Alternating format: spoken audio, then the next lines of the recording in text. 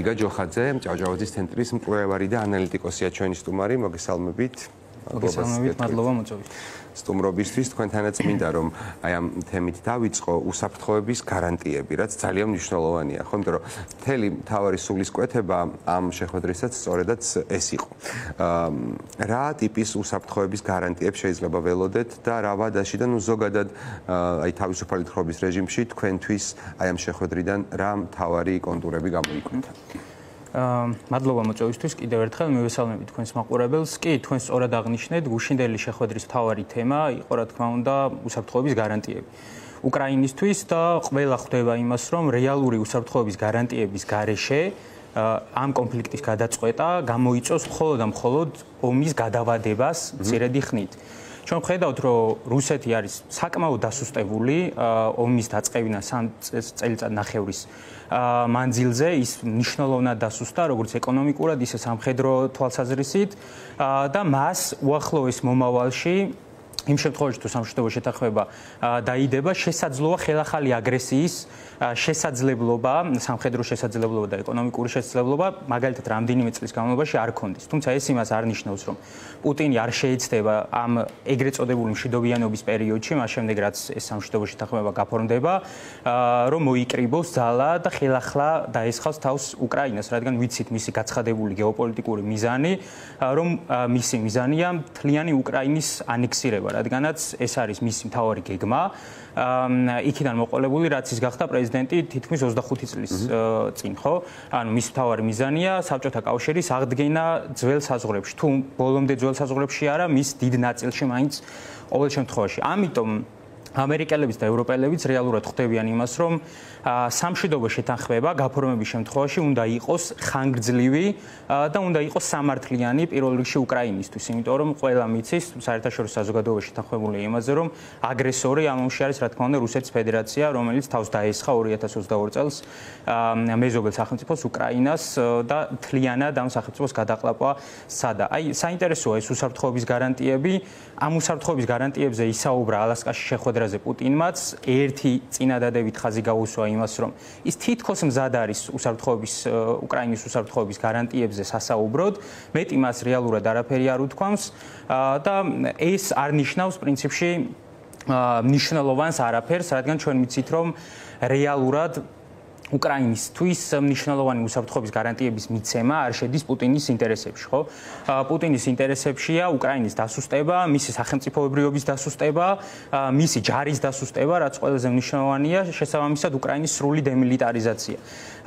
მეორე მხრივ ამერიკელები და ევროპელები ცდილობენ რაღაც საერთო კონტურებზე შეჯერდნენ, თუ როგორი შეიძლება იყოს ეს უსაფრთხოების გარანტიები და დღეს ვნახე ასეთი ინფორმაცია, რომ იქმნება ამერიკის შეერთებულ შტატებში ერთგვარი ჯგუფი უკრაინის უსაფრთხოების გარანტიების შემუშავებასთან დაკავშირებით, რომელსაც სათავეს ჩაუდგება მარკო რუბიო. და გაიჟღერა რამდენიმე შესაძლო ვარიანტმა, რა შეიძლება იყოს ეს რეალური უსაფრთხოების გარანტიები. აი ამ მიმართულებით რეგიონში ომი იქნება თუ დასავლეთი თავისი გადაწყვეტილებებით საკმაოდ დიდი გამოცდილება გაქვთ და იცით, აი ყველაზე უფრო მეტად თქვენთვის რა არის რეალისტური, რასაც შესთავაზებს დასავლეთი და ევროპა უკრაინას მშვიდობის გარანტიისთვის. კი ბატონო, ის რომ ეხა ქალბატონიაც ამბობდა, რომ ცოცხალი ძალა ამერიკელი ჯარისკაცები უკრაინის ტერიტორიაზე უფრო არარეალისტურია, ვიდრე რეალისტური, ხო? ნამდვილად ასე არის. საუბარი ბევრ რაღაცაზე იყო, უსაფრთხოების გარანტიებზე როდესაც საუბრობთ, მათ შორის, რა თქმა უნდა, პირველი რაც გვახსენდება ალბათ ყველას არის ნატო და ამაზე ტრამპმა გააკეთა დადასტურებული განცხადება, რომ ეს არის გამორიცხული, რადგანაც რუსეთის პრეზიდენტის ინტერესებში არ შედის და ცდილობს მისი ერთ-ერთი მთავარი წინაპირობა სამშვიდობო შეთანხმების ის არის, რომ უკრაინა შეწყვიტოს ნატოს წევრობისკენ მიმავალი გზა, ის არ გახდეს არასდროს ნატოს წევრი სახელმწიფო. მსურველთა კოალიციის წევრი სახელმწიფოების ლიდერების გარკვეულმა ნაწილმა ასევე წინა სტუმართანაც საუბრობდით, ისაუბრა მეხუთე მუხლის მსგავს მოდელზე და ესეც ნაკლებად სავარაუდოა, რადგან როგორც ვიცით, ნატო არის სამხედრო პოლიტიკა პოლიტიკური ალიანსი, რომელიც 32 სახელმწიფოსგან შედგება და ნატოში გადაწყვეტილებები მიიღება კონსენსუსის პრინციპით, ერთი სახელმწიფოც თუ ეწინააღმდეგება ასეთ მნიშვნელოვან გადაწყვეტილებას, მაშინ ეს გადაწყვეტილება არ იქნება ხოლმე მიღებული. შესაბამისად, სავარაუდოა, რომ აი ეს მეხუთე მუხლის მსგავსი მოდელიც არის უფრო მეტად გამორიცხული, შედარებით უფრო რეალური ალტერნატივები რაც შეიძლება იყოს.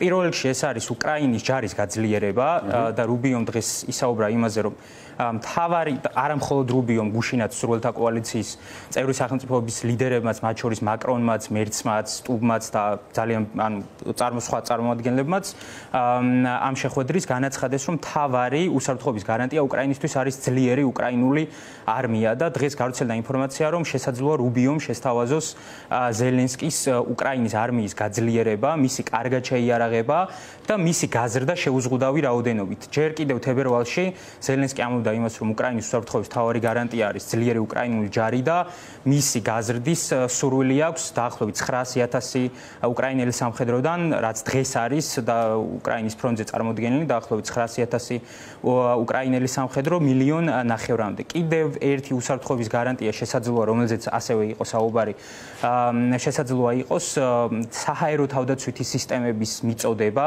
ძალიან დიდი რაოდენობით უკრაინისთვის, მათ შორის პატრიოტის ტიპის საჰაერო თავდაცვის სისტემების გადაცემა, რომელსაც უკრაინა ითხოვს უკვე ძალიან დიდი ხანია. ამერიკის შეერთებული შტატები და ევროპელი მოკავშირეები აძლევენ უკრაინას ამ ტიპის საჰაერო თავდაცვის სისტემებს, თუმცა ფრონტის რეალური საჭიროებები არის გაცილებით უფრო მეტი. შესაბამისად, უკრაინას ჭირდება კიდევ უფრო მეტი შეიარაღება. კიდევ იყო საუბარი დაახლოებით 100 მილიარდის შეიარაღების შესყიდვაზე და სავარაუდო მექანიზმი იქნება შემდეგი, რომ ამერიკელები დათანხმდებიან საკუთარი შეიარაღების გაყიდვას, რომელსაც იყიდიან შემდგომ ევროპელები და ისინი გადასცემენ შემდგომ უკვე უკრაინას.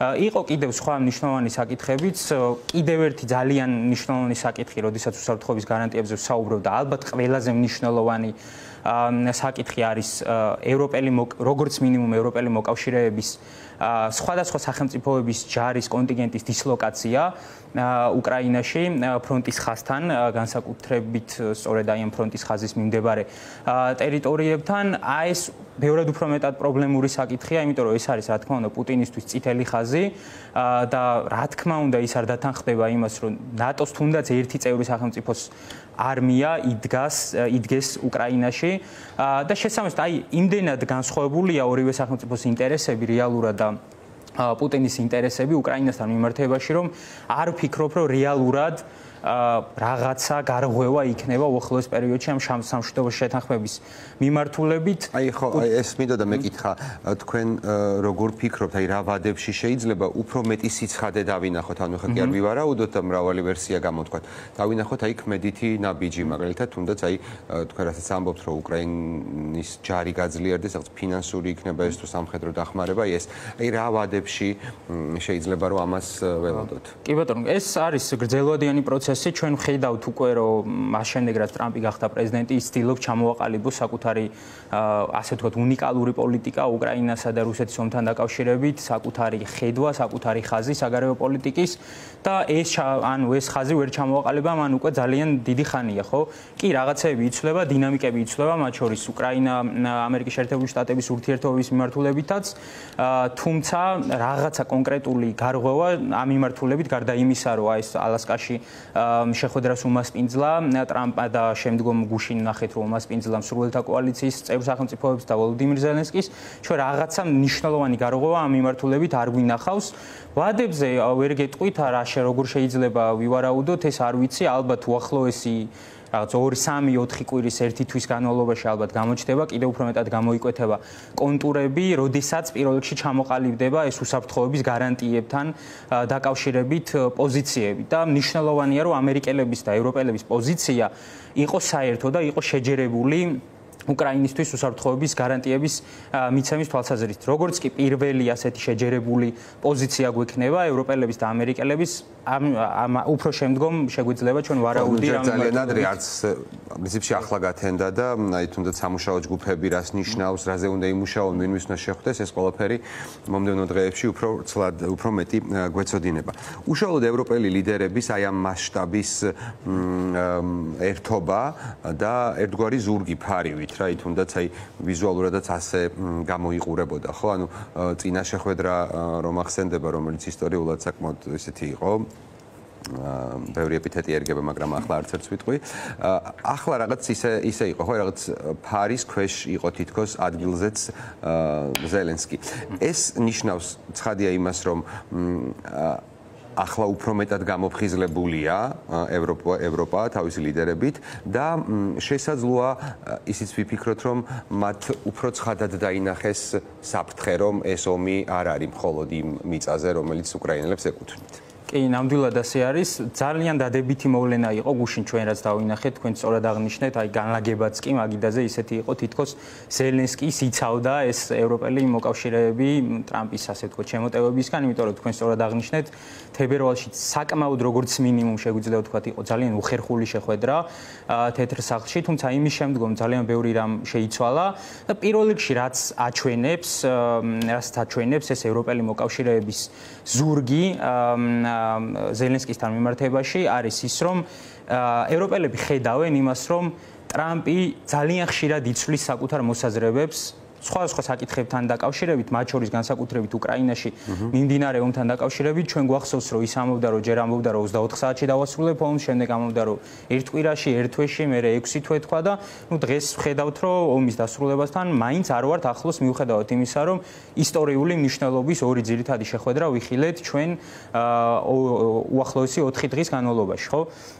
ამ ხრივ ევროპელი მოკავშირეების ეს ასეთი ერთსულოვნება და შეჭიდულობა აჩვენებს იმას, რომ ისინი ხედავენ საფრთხეს გარკვეულწილად იმაში, რომ ტრამპმა შესაძლოა კიდევ ერთხელ შეიცვალოს პოზიცია და კიდევ ერთხელ გაუჩნდეს ცდუნება, რომ მისი აღქმით სუსტ სახელმწიფოზე, ანუ უკრაინაზე განახორციელოს წნეხი და შესაძლოა ამიტომაც იყო მერცის სიტყვაში ასეთი რამ, რომ უფრო მეტად მკაცრი იყავით და ჩვენსკენ იყავით. რა თქმა უნდა, ზუსტად ეს არის მიზანი, იმიტომ რომ ევროპელი მოკავშირეები ცდილობენ, რომ მონახონ ისეთი გამოსავალი, რომელიც უკრაინისთვის როგორც მინიმუმ გამარჯვებად თუ არ ჩაითვლება, ასე ვთქვათ, უსაფრთხოების რეალურ ალტერნატივას, გარანტიას მაინც შესთავაზებს რაღაც მხრივ ამ მიმართულებით. კეთილი, ბატონ გიგა, ბოლო კითხვას დაგისვამთ ვიდრე დაგემშვიდობებით. უშუალოდ ვლადიმერ პუტინისა და ვოლოდიმერ ზელენსკის შეხვედრა რამდენად რეალისტური არის ორ კვირაში, იმიტომ რომ აი გერმანიის კანცლერმა სწორედაც ეს ვადა ივარაუდა ოთხივი შეხვედრისთვის. დღეს უკვე უფრო მეტად არის სავარაუდო ეს შეხვედრა, ვიდრე იყო 2-3 კვირის წინ, შეგვიძლია ეს დანამდვილებით ვთქვათ, იმიტომ რომ ალასკაში შეხვედრამ ტრამპსა და პუტინს შორის საკმაოდ ბევრი რაღაც შეცვალა და რეალურად ეს ალასკის შეხვედრაზე პუტინს ჰქონდა ორი ძირითადი მიზანი. მთავარი მიზანი მისი იყო ის, რომ შეექმნა, ასე ვთქვათ, ილუზია ტრამპისთვის, რომ მას სურს რეალური მშვიდობის მიღწევა უკრაინაში, იმ შემთხვევაში თუ მისი და მის სახელმწიფოს გარანტიები, ინტერესები, უსაფრთხოების ინტერესები იქნებოდა დაცული. მან ეს მოახერხა და მეორე მთავარი მიზანი, რომელიც ასევე მან შეასრულა, იყო დროის მოგება.